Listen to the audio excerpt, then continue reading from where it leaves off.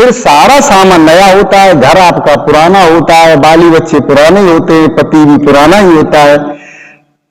तो फिर इस नए का क्या उद्देश्य है? इस चैनल का उद्देश्य किसी की भावनाओं को ठेस पहुंचाना नहीं है, बल्कि समाज को जागृत करना है। वीडियो में कहे गए विचार अंधविश्वास को दूर कर संवैधानिक, मानवतावादी एवं वैज्ञानिकवादी सोच पर आधारित हैं। आज एक बार फिर हमारे चैनल पर बौद्धाचार्य श्री महेश सागर जी मौजूद हैं।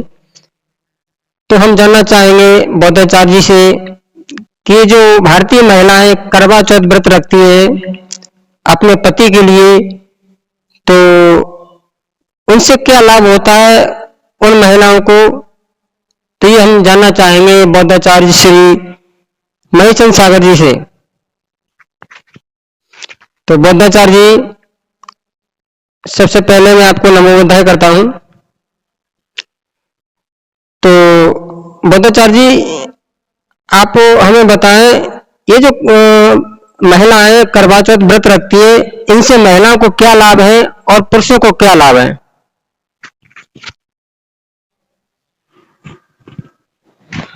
नमो बुद्धाय, जय भीम।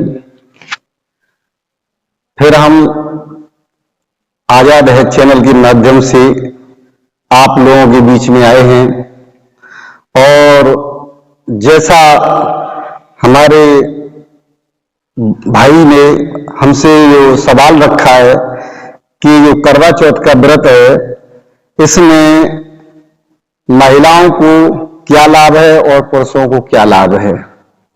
सबसे पहले मैं सभी दर्शकों को नमो बुद्धाय, जय भीम बोलना चाहूंगा, और आप लोगों से कहना चाहूंगा कि जो करवा चौथ का व्रत है वो एक षड्यंत्र है। मैं आपसे प्रश्न करता हूं, क्या करवा चौथ का व्रत आज से 50-60 साल या 100 साल पहले कितनी महिलाएं रहती थी? आप बताइए मुझे। ये 50-100 साल पहले तो जो रहती होंगी उन्हें मालूम होगा, 50 साल पहले तो हमें भी पता नहीं पता। कहने का मतलब उस समय महिलाएं इस व्रत को जानती नहीं थी। लेकिन क्या हुआ कि बरसात के मौसम में आपने देखा है कि 4 महीने में इतने त्योहार बना दिए हैं कि कमाने वाले पुरुषों की जो रीढ़ की हड्डी है ना, वो तोड़ डाली है बिल्कुल। और ये टीवी सीरियल जो महिलाएं देखती हैं, ये उनसे बहुत प्रेरणा लेती हैं। और मैं बता दूं आपको, महिलाओं को भी कोई लाभ नहीं होता है। बेचारी पूरी 24 घंटे तक भूखी प्यासी रहती है, और उसके बाद रात को चांद दे के व्रत तोड़ती है। लाभ तो इससे कोई नहीं है, और पुरुषों को भी कोई लाभ नहीं है। करवा चौथ का व्रत जैसे ही आना शुरू होता है, तो जो पुरुष बंधु है हमारे, इनकी तो यानी 1 महीना पहले से ही धड़कनें विचारों की बढ़ जाती हैं कि अब आने वाला समय खतरनाक है, कमाई कुछ हुई नहीं और खर्चा हमारा बढ़ गया। जैसा आपने सुना है कि इस करवा चौथ के व्रत पे महिलाएं नए श्रृंगार के सामान, नई साड़ी, नई चीज, सारी चीजें नई खरीदती हैं। अच्छा, मैं उन महिलाओं से ये पूछना चाहूंगा विनम्र निवेदन करके कि जो घर पे आपके सामान रखा हुआ है, क्या वो खराब हो गया है? खराब तो नहीं हुआ वो, फिर आप नया क्यों खरीदती हैं? और फिर सारा सामान नया होता है, घर आपका पुराना होता है, बाली बच्चे पुराने होते हैं, पति भी पुराना ही होता है। तो फिर इस नए का क्या उद्देश्य है? एक तो ये प्रश्न बनता है यहां। दूसरा, जो कहानियां बताई जाती हैं, कहानियों में ये धोखा दिया गया, यानी कि भाई ने बहन को धोखे से, जब वो व्रत थी तो एक पेड़ पर चढ़ के दीपक जला के छलनी में दिखा के उसको धोखे से उसका व्रत तोड़वाया, और उसकी वजह से उसका पति मर गया। अब पति मरने पर वो 1 साल तक व्रत रही, और उस पति को रखे रही, ये कहानी बताती है, रखे रही तो 1 साल तक वो रखी रही डेड बॉडी, बड़ा सोचनीय प्रश्न उठता है यहाँ पर।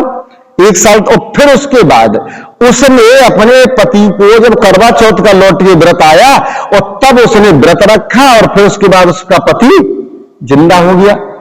तो हम ये पूछना चाहेंगे महिलाओं से कि क्या ऐसा संभव है, या पुरुषों से पूछना चाहेंगे क्या ऐसा संभव है? जवाब होगा संभव नहीं है।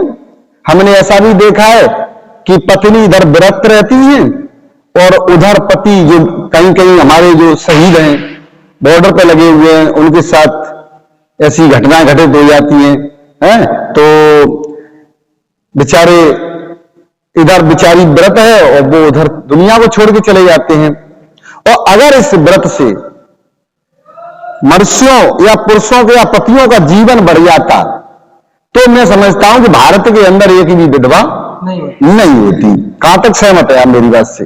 हम बहुत सहमत हैं। अच्छा, और ये सिर्फ हिंदू महिलाएं ही अपने पति की उम्र बढ़ाती हैं, और जो महिलाएं अन्य धर्मों में तो वो तो ऐसा नहीं करती है।